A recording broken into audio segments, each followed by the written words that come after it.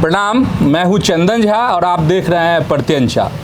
और हमारे साथ हैं चंद्रशेखर सहस्त्रबाहु। चंद्रशेखर सहस्त्रबाहु जो हैं तंत्र और मंत्र के जानकार हैं। और जैसे ही हम तंत्र और मंत्र की चर्चा करते हैं तो कामाख्या मंदिर की चर्चा होती है, ध्यान में आता है। और इन दिनों कामाख्या मंदिर को लेकर, उसके कॉरिडोर को लेकर बहुत सारे सवाल हो रहे हैं। और आप लोगों के मन में सिर्फ यही सवाल नहीं होंगे, तंत्र और मंत्र है क्या। तो तमाम पहलुओं को आज हम जो हैं चंद्रशेखर जी से समझेंगे। तो चलिए बातचीत करते हैं। बहुत बहुत स्वागत है आपका।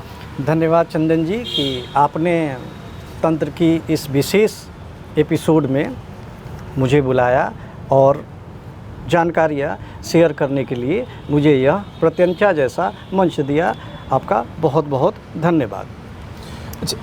चंद्रशेखर जी, एक बड़ा सवाल अभी है। तंत्र मंत्र को लेके तो मन में बहुत सारे सवाल हैं, लेकिन जो सियासत को भी टच करता है, और असम की सरकार, कहा जा रहा है कि हिंदुत्व की सरकार है, लेकिन वहाँ पर जो कॉरिडोर बन रहे हैं, कामाख्या मंदिर का जो कॉरिडोर है, उसको लेकर सवाल उठ रहे हैं और ये पूरा मामला कोर्ट तक पहुँच चुका है। तो ये क्यों विवाद में है और इसका हल क्या है? देखिए, जहाँ तक कामाख्या की बात है, कामाख्या मंदिर जो है वो एक शक्तिपीठ के रूप में स्थापित है। बहुत मान्यता है, लोगों की भावनाएं जुड़ी हुई हैं। तंत्र की सबसे बड़ी जो शक्ति हो या साधना हो, सब कुछ कामाख्या में ही किया जाता है। सरकार का कॉरिडोर बनाने का निर्णय हुआ है, लेकिन एक ऐसी बात जो आप कहीं भी, चाहे वो संविधान हो और चाहे एक मंदिर हो, किसी की मूल भावना के साथ छेड़छाड़ आप करोगे तो उसके गंभीर परिणाम होते हैं। कामाख्या जो मंदिर है उसमें सरकार का कॉरिडोर जैसी चीज़ें बनाना, वहाँ के जो साधु संतों से राय न लेना, अपने मन मुताबिक डिज़ाइन कर लेना, ये सब चीज़ें बिल्कुल गलत हैं। और ख़ास करके तंत्र के बारे में कहा जाता है कि तंत्र की जो शक्ति है उसके साथ आदमी को उलझना नहीं चाहिए। उदाहरण के लिए, सरकार ने जब भी कामाख्या के लिए ऐसी चीज़ें रखी कि हाँ कॉरिडोर बनाया जाए, और साधु संतों और तंत्र साधकों का एक बड़ा वर्ग इस चीज़ का विरोध किया। अब देखिए देश में क्या हो रहा है कि तंत्र से जल्दी से उलझना नहीं चाहिए, या उससे सीधे रूप में लड़ने की कोशिश या उसके खिलाफ साजिश नहीं करनी चाहिए। सरकार ने ये कोशिश की, आज आप देश में उनकी हालात देख सकते हैं। नहीं तो कॉरिडोर बन रहा है तो ये साजिश है। बिल्कुल साजिश है। आप किसी की भी मूल भावना से कैसे छेड़छाड़ी कर सकते हैं? अगर आपको एक मंदिर से उसको अच्छी तरीके से डेवलप करना ही है तो आपको वहाँ के जो साधु संत हैं, जो तंत्र साधक हैं, तांत्रिक हैं, अघोरी हैं, उनके साथ बात करनी चाहिए थी। उसकी एक विधि होती है, उसका कर्मकांड होता है, उसकी एक प्रक्रिया होती है। आप देखा आपने कि राम मंदिर में चीज़ें थोड़ी सी उलट हुई शंकराचार्य के अनुसार, तो आप देख रहे हैं राम मंदिर में चोरी जैसी स्थिति का सामना करना पड़ रहा है। विवाद में आ गया। आप कामाख्या को टच कर रहे हैं। सरकार को तो मेरी सलाह होगी कि उसको टच ही ना करे। कॉरिडोर का जो भी उनका सपना है और जिस तरीके से उन्होंने डिज़ाइन किया है उसको वापस ले लेना चाहिए। ये सरकार के हित में है। ठीक है, दो तीन और पहलू, जैसे सनातन बोर्ड है जी, तो सनातन बोर्ड हो गया, हिंदू राष्ट्र हो गया, तो क्या इन सब चीज़ों का कोई कनेक्शन है क्या तंत्र विद्या से? देखिए, सनातन बोर्ड पर आपने सुना होगा कि जब इसकी मांग बहुत ज़ोर शोर से उठी थी, कुछ संतों ने उठाई थी, तो योगी आदित्यनाथ ने बड़ी एक अच्छी चीज़ बोली थी। क्योंकि बहुत बड़े संत के रूप में हम योगी आदित्यनाथ को एक संत समाज नहीं लेता है, लेकिन फिर भी योगी आदित्यनाथ को ने जो बातें बोली कि यह बड़ा संकीर्ण सोच है कि भाई मदरसा बोर्ड है तो हम भी क्या करेंगे कि सनातन बोर्ड बनाएंगे। तो ऐसी चीज़ें नहीं हैं। अगर बोर्ड क्या बनानी है, पूरा देश ही सनातन है, तो सनातन बोर्ड की क्या ज़रूरत है। फिर वैसी चीज़ें हुई जो मुस्लिम लॉ बोर्ड में होता है या मुस्लिम बोर्ड में जो होता है, इस्लाम बोर्ड जो बना हुआ है उनका, उसमें दिक्कतें आ रही हैं। मतलब ज़रूरत है सनातन बोर्ड बनना चाहिए? कोई ज़रूरत नहीं है। इतनी संकीर्ण मानसिकता में बंधकर नहीं रहना है सनातन को कोई एक बोर्ड में सीमित कर ले, ऐसी कामना और ऐसी कोशिश भी नहीं करनी चाहिए। रही बात, आपने एक और क्वेश्चन उसके साथ पूछा कि हिंदू राष्ट्र, देखिए इस देश में अभी भी 80% या 75% से अब हिंदू हैं, तो हिंदू राष्ट्र की क्या ज़रूरत है? अगर राष्ट्रीय बनाना है तो शिव राष्ट्र बनाइए ना, इस चीज़ को देवी राष्ट्र बनाइए, विष्णु राष्ट्र बनाइए। किसने बोला है? मतलब हिंदू राष्ट्र ऑलरेडी है, ये ऑलरेडी है, इसमें क्या कहने की ज़रूरत है? जिस घर में और जिसकी मान्यताएं इतने ज़्यादा लोग हैं, उसमें क्या बनाने की आपको ज़रूरत है भाई? उससे बनने से क्या हो जाएगा? ऑलरेडी भारत हिंदू राष्ट्र है। आप हिंदू राष्ट्र कह सकते हैं, किसने रोका है आपको कहने के लिए? लिखिए हिंदू राष्ट्र, कोई भी, कौन रोक देगा आपको इस देश में? तो ये सब चीज़ें हैं, बड़ी पॉलिटिकल हो गई हैं। इन सब एंगल को खैर मुझे टच भी नहीं करना चाहिए, है ना, ये उनकी बात है। हम तो यहाँ तंत्र की जो मूल भावना है उसकी बात करेंगे और तंत्र क्या है उसकी बात करेंगे। तंत्र का स्वरूप और तंत्र का मत क्या होता है हम वो रखें आपके सामने। तो क्या तंत्र क्या है, क्या स्वरूप है इसका? देखिए, मत अमूनन तंत्र के बारे में एक राय है कि भाई तांत्रिक लोग जो होते हैं वो बड़े गंदे रहते हैं, कपड़े गंदे पहनते हैं, बड़े बड़ी जो अघोरी होते हैं, बड़ी बड़ी जटाएं होती हैं, काला कपड़ा पहने रहते हैं, हाथ में हड्डी लिए रहते हैं, नर मुंड टाइप की चीज़ें लेकर बैठे रहते हैं। आपको एक बात बता दें चंदन जी, इसका तंत्र से कहीं भी लेना देना नहीं है। अच्छा, जिन मतलब जो भयंकर स्वरूप धारण किए रहते हैं, बिल्कुल, उसका तंत्र से कोई लेना देना नहीं। काला कपड़ा में तो तंत्र होता ही नहीं है। तंत्र के जो भी साधक आपको मिलेंगे, साधक, ठीक है, हिपोक्रेसी नहीं की या आडंबर जो दिखाने के लिए कि हम तांत्रिक हैं, वैसी चीज़ें नहीं। तंत्र में काला कपड़ा या वैदिक हो, काला कपड़ा अलाउ ही नहीं होता है हम लोग के पूजा पद्धति में। लाल कपड़े का बड़ा महत्व है, जैसा कि हम पहने हुए हैं। तो जो काला पहनते हैं वो कौन होते हैं? आडंबर, हिपोक्रेसी। अच्छा, आडंबर है ये। बिल्कुल आडंबर है। कहीं इसकी कहीं भी आप नहीं देखेंगे। इजाज़त चाहेंगे आपसे कि एक तंत्र की एक परिभाषा रखते हैं आपके पास। देखिए, अगर तंत्र को अगर एक परिभाषित करने की कोशिश किया जाए तो बस आपको कहना है कि वो मार्ग या वो संप्रदाय जो वेशभूषा, समय, जात पात, ऊंच नीच, खान पान सबसे मुक्त हो, वही तंत्र होता है। जहाँ पर सबसे पहले संपूर्ण आज़ादी हो। यानी उदाहरण के लिए कि मान लीजिए कि वैदिक में एक व्यवस्था क्या है कि आपको पूजा पाठ करनी है तो एक बना हुआ है रूल कि भाई 4 बजे सुबह में उठिए, है ना, सिखा रखिए, धोती और कुर्ता रखिए, धोती में भी पछुआ धोती पहनिए, पीला धोती होना चाहिए, उसमें हल्दी का छिड़काव होना चाहिए आपकी गंजी भी। एक अमूनन ये प्रवृत्ति है एक वैदिक की।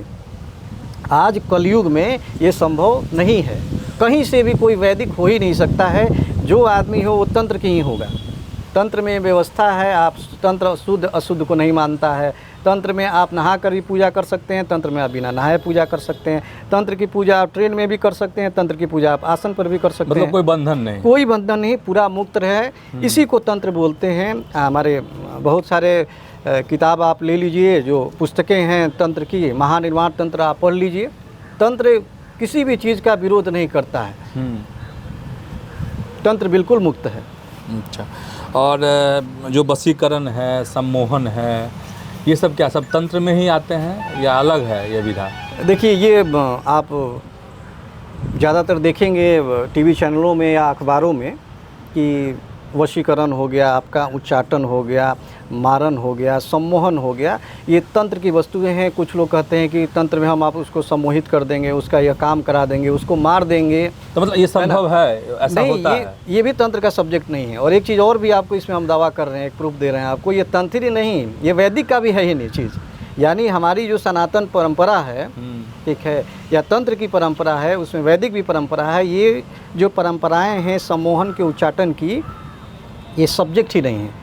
उदाहरण के लिए आप बताते हैं, आप चेक कर सकते हैं, दुर्गा सप्तशती तंत्र और वैदिक की सबसे बड़ी किताब है, पुस्तक है जिसे पूजा पाठ किया जाता है। उसमें एक पाठ होगा कुंजिका स्तोत्रम। आप कुंजिका स्तोत्रम के लास्ट में चले जाइए, वहाँ लिखा हुआ है कि सम्मोहन का मतलब क्या होता है, मारन का मतलब क्या होता है। मारन का मतलब अपने मन को मारना है, यानी कि कुछ गलत समय व्याधि आ जाती है, कुछ गलत तरह की चीज़ें हो जाती हैं, उसको मारना। तो सारा उसमें व्याख्या आपको मिलेगा। तो ये सब जो सब्जेक्ट हैं लोगों को अटेंशन लेने के लिए होता है कि हम किसी को सम्मोहित कर लेंगे। तंत्र का ये सब्जेक्ट ही नहीं, ना वैदिक का सब्जेक्ट है। हमारे सनातन परंपरा में इन सब चीज़ों का कोई जगह नहीं, कोई जगह नहीं। नहीं। अच्छा, जैसे तंत्र विद्या में अधिकतर बार ये देखने को मिलता है कि मांस का सेवन, मदिरा का सेवन, तो क्या वाकई में ये है या ये भी आडंबर है, क्या है? देखिए अगर हम लोग भारत के परिप्रेक्ष्य में बात करें तो भारत में अभी भी 70% नॉन वेजिटेरियन लोग हैं और 30% जो है वेजिटेरियन लोग हैं। नॉन वेज और वेज का यही कॉम्बिनेशन आपको मैक्सिमम जगह पर यही मिलेगा। मांस खाना या मांस नहीं खाना, तो जिस देश में 70% नॉन वेजिटेरियन है और 30% वेजिटेरियन है, उस देश में आप कैसे परिभाषित कीजिएगा कि तंत्र में अलाउ है कि नहीं या तंत्र में नहीं अलाउ है। जहाँ के लोग ही ये खाते हैं, उनका मूल भोजन है। हम विरोध भी नहीं कर सकते भाई मांस खाना बड़ी बेकार है, हम पक्ष भी नहीं ले सकते कि मांस खाना बहुत बेहतर है। तो एक कर्मकांड की एक प्रक्रिया होती है भाई, जो आदमी खा सकता है इस देश में 70%, उससे पूजा क्यों नहीं हो सकती?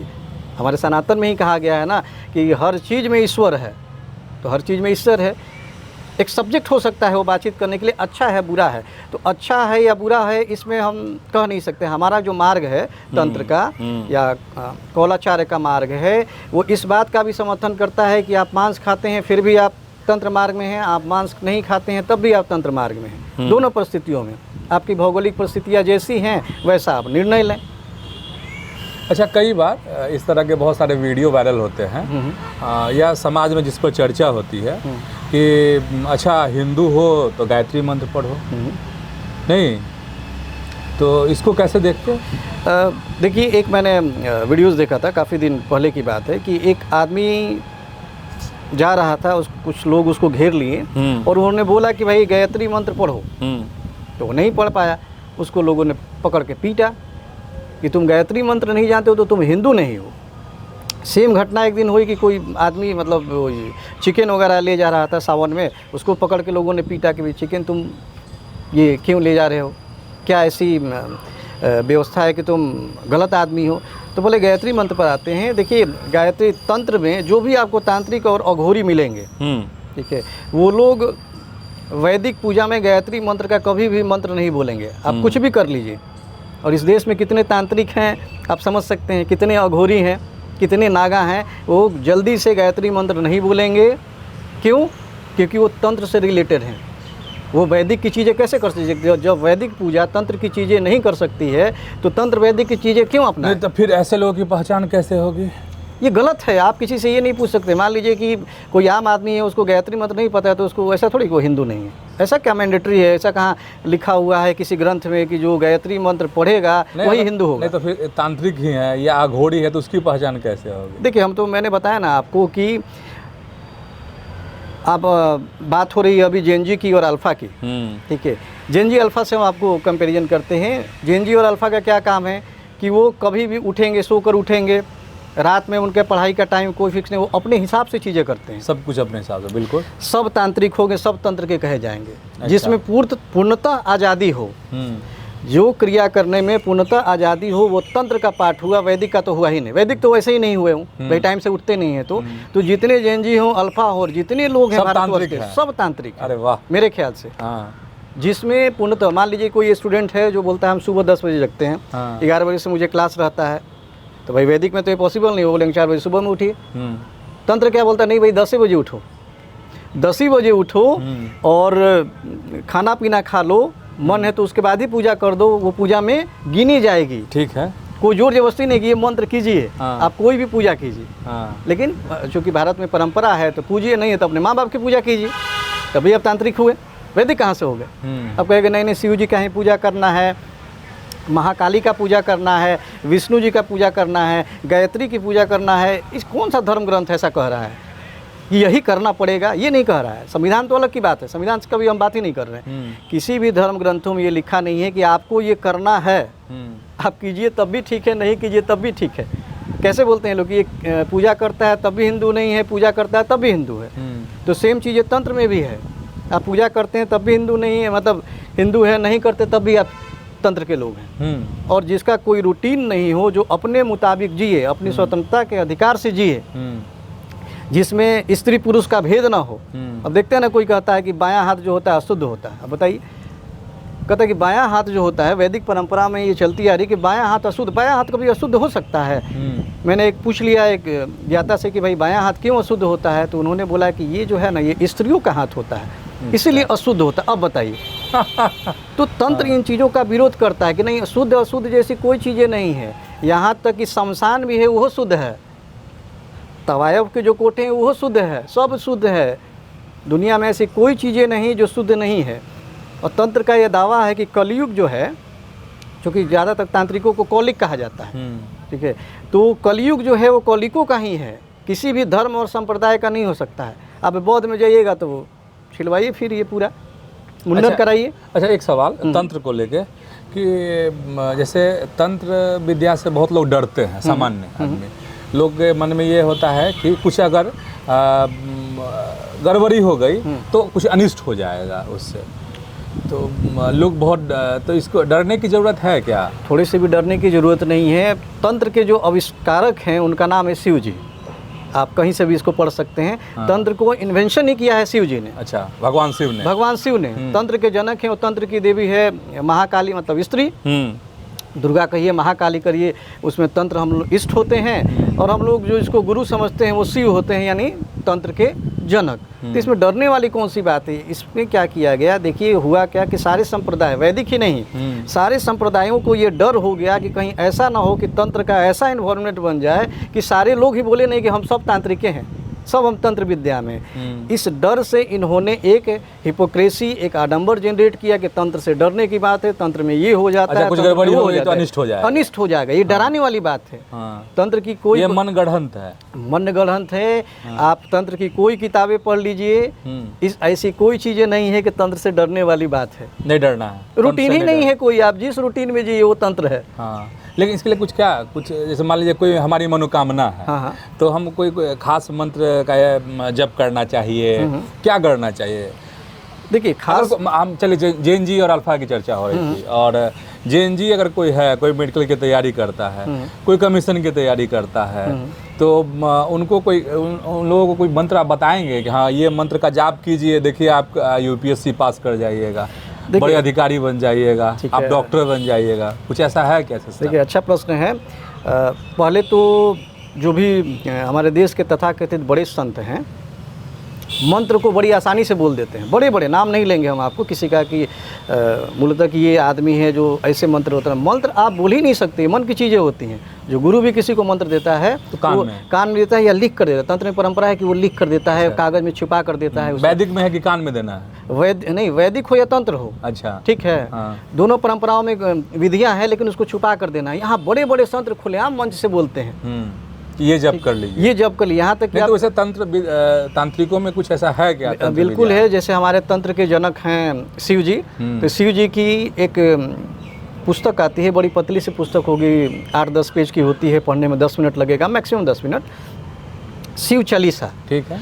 तो तंत्र का कहना है कि जो आदमी शिव चालीसा पढ़ लेगा, ठीक है, तो उसको इमीडिएट फायदा होगा उसको।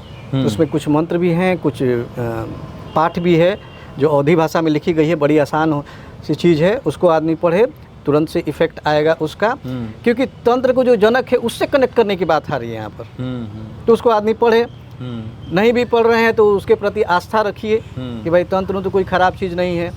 देखिए तंत्र को उलझा दिया गया मांस में या मदिरा में। अरे भाई इसे क्या लेना देना मांस में मदिरा में, खाइए तब भी ये नहीं खाए, हम किसको मना करने जाएँ और उनमें हम उलझने जाएँ। अच्छा, मांस और मदिरा की चर्चा कर रहे हैं तो आचार्य प्रशांत हैं, एक बहुत वीडियो उनका वायरल होता है नहीं, तो वो सवाल करते हैं विवेकानंद पर, स्वामी विवेकानंद पर, और कहते हैं कि स्वामी विवेकानंद तो मछली खाते थे, सिगरेट पीने की भी कभी कभी जिक्र कई और विद्वान करते हैं, तो इसको कैसे देखते हैं? देखिए आचार्य प्रशांत, मुझे बड़ा खुशी होती थी कि कोई जो एक आदमी है वो IAS हो गया या IAM से पढ़ा हुआ बंदा हो या IIT का पढ़े हुए प्रशांत है। तो प्रशांत ने एक चीज़ क्या बोली, आचार्य प्रशांत ने उन्होंने चीज़ बोली कि विवेकानंद में कुछ खामियां रह गई हैं क्योंकि वो मछली खाते थे। अब बताइए इतना पढ़ा लिखा विद्वान आदमी इस तरह का परसेप्शन सेट करे कि कोई मछली खाता है तो उसका विकार है, और वो आदमी खुल के न्यूज़ चैनल्स पर अल्फ़ा और जेनजी के जनरेशन में खुल के बोल रहा है कि जो मछली खाना बेकार है, मतलब सारे बंगाली जो हैं वो बेकार हो गए उसके अनुसार में। अच्छा, भाई मछली तो बिना खाए बंगाली कैसे रहेंगे? पश्चिम बंगाल कल्चर है, संस्कृति और बताइए है। सिगरेट पीना जो है वो माने इसके लिए विवेकानंद बहुत गलत करते थे, वो गलत आदमी हो गए सिगरेट पीते थे तो। पता नहीं पीते थे क्या? नहीं मैं ये तो पहली बार मुझे नहीं देखे पता, होंगे। बट ये हम कह सकते हैं आराम से। नहीं, एक और संत थे वो बोल रहे थे वो सिगरेट पीते थे, तो वो आदमी कैसे पुजारी हो सकता है? हम बताइए, मतलब ऐसे ऐसे लोगों को लोग संत मानने लगे। इसीलिए तो हम मतलब और मेरा तंत्र मार्ग हम पूरी अघोरी समुदाय के तरफ से मतलब आपके सामने प्रेजेंट हो रहे हैं, और लोगों ने कहा है कि ये बात जाकर बोलिएगा यहाँ पर कि भाई जिस दिन जेनजी और अल्फा आपकी बातें समझने लगा ना, तो आचार्य प्रशांत जैसे लोगों के दरवाजे बंद हो जाएंगे। अच्छा, ठीक है। एक और इसमें ऐड ऑन आपको करना चाहेंगे, जितने भारत के संत हैं, ये भी अघोरी समुदाय और कॉल मार्ग की तरफ से हम बोलेंगे, उन्होंने बोला है कि हर मंच पर खड़ा होके जितने भी भारत के तथाकथित संत हैं या जिनको गुरु कहा जाता है, वो यह कह रहे हैं कि मांस और मदिरा का सेवन नहीं करना चाहिए। तो अघोरियों ने बस ये बोला है मुझसे कि एक चीज़ और उसमें ऐड करा दो। अच्छा। बोले क्या ऐड कर दें? उसमें ऐड ये कर दो कि उनको बोलो मीडिया के माध्यम से, आपके माध्यम से, प्रतिनिधिया के माध्यम से, कि भाई आप जहाँ जिस मंच पर बैठते हो वहाँ से अनाउंसमेंट करो कि जो भी मदिरा और मांस का सेवन करता है वो हमारे आश्रम में ना आए। ठीक, सीधी सी बात है भाई, आप उसका विरोध कर रहे हैं। और मान लीजिए मेरे सामने कोई जेनजी है और मांस मछला वो मदिरा लेता है, सिगरेट पीता है, और हम उसको बोल रहे हैं कि नहीं पीना चाहिए, तुम गलत आदमी हो, तो सबसे बढ़िया चीज़ है कि हम बोल दें कि भैया आप जाइए, हमारे आश्रय में मत आइए। सब लोगों की दुकान बंद हो जाएगी, आप जान लीजिए। अगर चंदन जी प्रतिनिधिया के तरफ से प्रतिनिधिया के मंच पर हम ये बोलेंगे कि कोई साहस थोड़ा सा कर दे ये कहने की कि जो भी मदिरा और मांस खाता है वो हमारे आश्रम में ना आए। आप देख लीजिए आश्रम में खाने पीने का भी सामान नहीं रहेगा, तो बाबा जी को भी फिर नौकरी करना पड़ जाएगा। कोई संत हो भारत का ये अनाउंसमेंट करके दिखा दे। चलिए, दो सवाल और मेरे मन में। एक है कि इसको लेकर भी अभी मतलब डिजिटल के दौर में कर्ण पिचासनी, ब्रह्म राक्षस, तो सही में ऐसा कुछ है क्या जिसको बुलाया जा सकता है मंत्र के माध्यम से, तंत्र के माध्यम से? देखिए, आपको फिर बोलेंगे चंद्र जी कि बहुत बड़ी साजिश बोलेंगे ना इसके लिए हुई है। कर्ण पिचासनी और ब्रह्म राक्षस जैसे शब्द जो हैं तंत्र के किसी भी पुस्तक में है ही नहीं। अच्छा, नहीं है, एग्जिस्ट ही नहीं करते हैं। तो क्या मतलब डराने के लिए है, भयभीत करने के लिए, लोगों के व्यू बढ़ाने के लिए कि लोग देखेंगे। लेकिन मैं फिर इनसे लोगों को आगाह कर रहे हैं कि जिस दिन आज के नौजवान जग गए और पूछने लगेंगे सवाल कि ये कहाँ लिखा हुआ है, ये बताओ, आप किसी भी तांत्रिक से पूछिए कहाँ लिखा हुआ है ब्रह्म पिचासनी और ये ब्रह्म राक्षस कर्ण पिचासनी। इसका मतलब भूत प्रेत नहीं है दुनिया में? देखिए, भूत प्रेतों की एक तंत्र इस चीज़ों को नहीं मानता है। अच्छा, ठीक तंत्र की अगर कौलाचार्य की बात करें, लेकिन तांत्रिक तो उसी की साधना करते हैं। नहीं, देखिए आप साधना नहीं कर सकते। अब आडंबर कर रहे हैं कि साधना कर रहे हैं। साधना करने वाली शमशान में जाके मंत्रों की सिद्धि के लिए तो प्रयास करते हैं ना। देखिए फिर तो बड़ा अच्छा आपने एक वर्ड बोला कि मंत्रों की सिद्धि। अक्सर आप देखिएगा साधु संतों से और तांत्रिकों से मंत्र की सिद्धि कर रहे थे। भैया मंत्र पहले से सिद्ध होता है, मंत्र की सिद्धि क्या कीजिएगा? ऑलरेडी पंचाक्षरी मंत्र ओम नमः शिवाय हो, ठीक है, जो नॉर्मल मंत्र के तौर पर हम लोग कह सकते हैं। तो तमाम ऐसे जो तांत्रिक हैं सब ढकोसला है। बिल्कुल ढकोसला मंत्र जो शमशान में जाकर साधना करते। देखिए, हम सबको नहीं बोलेंगे, कुछ लोग हैं इस देश में हो सकता है जिन्होंने मुझे भेजा है यहाँ पर। अच्छा, ठीक है, तो हम सबको तो नहीं कह सकते हैं। लेकिन बड़े गिने चुने उंगलियों पर हैं और बड़ी छुप कर करते हैं। आप उनको देख नहीं सकते हैं जल्दी से, वो दिखेंगे नहीं आपको। नहीं तो ऐसी विधा तो है ना, ऐसी बिल्कुल, विद्या तो है विधा है। जैसे 100 साधना हो गई, अघोरियों की बहुत सी विधाएं होती, पंचमकार साधना हो गया, सप्तमकार साधना हो गया, होती है। क्या ये तो यही भूत प्रेत है क्या? नहीं, भूत प्रेत नहीं है, यही कर्ण पिचासनी है, नहीं, राक्षस है। नहीं, बिल्कुल नहीं है। दोनों का कोई ताल्लुकात नहीं है।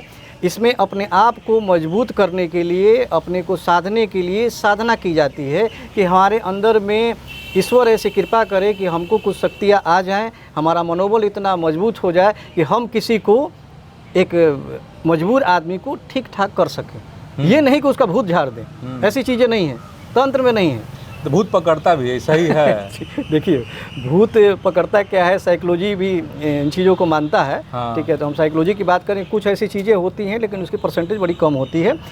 होता ही मतलब एक अलग तरह की एनर्जी है ये। देखिए, ऐसा होता है कि आपको किसी से बहुत लगाव है। मान लीजिए कि हर किसी को अपने पिताजी से लगाव होता है।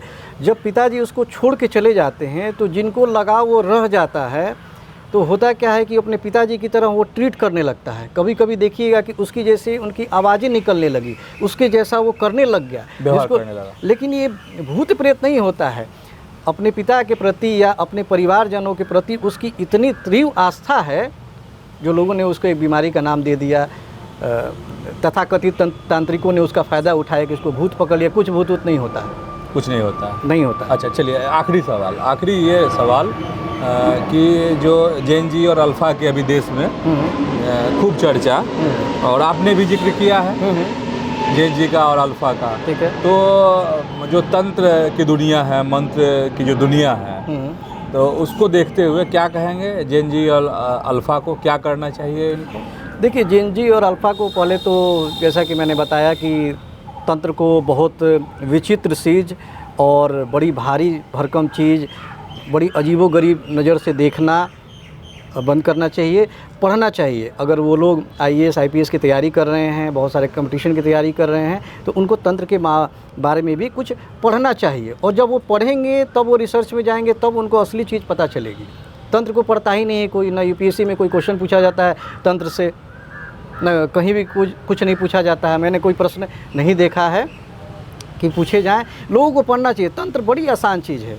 ये तो हम तो बोलेंगे जैन जी और अल्फा का सब्जेक्ट है ये तंत्र पूरा। सब तांत्रिक हैं और वो लोग तंत्र के असली पहरेदार हैं, और आने वाले वर्षों में उन्हीं लोगों में से कोई तंत्र को पूरे विश्व स्तर पर ले जाने के लिए उन्हीं जैन जी और अल्फा में से निकलेगा। चलिए, बहुत बहुत धन्यवाद प्रत्यंचा से बात करने के लिए। बहुत बहुत धन्यवाद चंदन जी, और आपने ये मंच मुझे दिया, आपको बहुत बहुत धन्यवाद। कोशिश है कि प्रत्यंचा के इस मंच से लोगों को तंत्र के मूल भावना के बारे में पता चल सके और वो लाभान्वित हो सके। बहुत बहुत धन्यवाद।